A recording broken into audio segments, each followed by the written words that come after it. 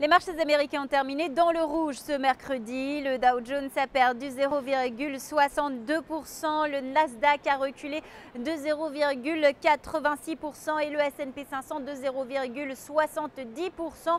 Aux États-Unis, les indicateurs du jour étaient mitigés. L'attention s'est portée sur les ventes des distributeurs en mai et elles ont baissé de 0,2%. En revanche, bonne nouvelle et bonne surprise du côté des ventes automobiles, elles ont augmenté de 0,8% alors qu'on les attendait en petite baisse. Du côté de l'inflation maintenant, les prix à la production ont eux baissé bien plus que prévu, moins 1% au mois de mai et cela est dû à la chute des prix du carburant.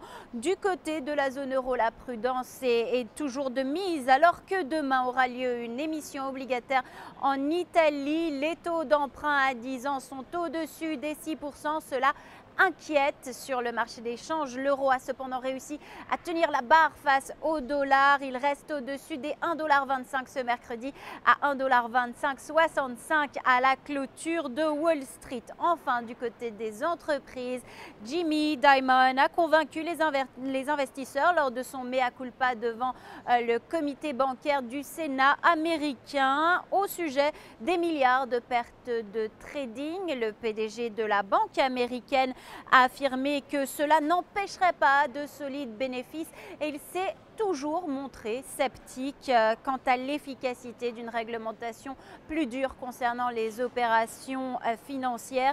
Le titre JP Morgan a gagné 1,54%. C'est une des plus fortes hausses sur le Dow Jones. Autre valeur qui arrive en tête de l'indice industriel, Johnson & Johnson. Le groupe américain de santé va acquérir le spécialiste suisse du matériel médical Sainte. Une opération chiffré à 20 milliards de dollars. Le titre Johnson & Johnson a gagné 2,17% et c'est donc la plus forte hausse sur le Dow Jones ce mercredi soir.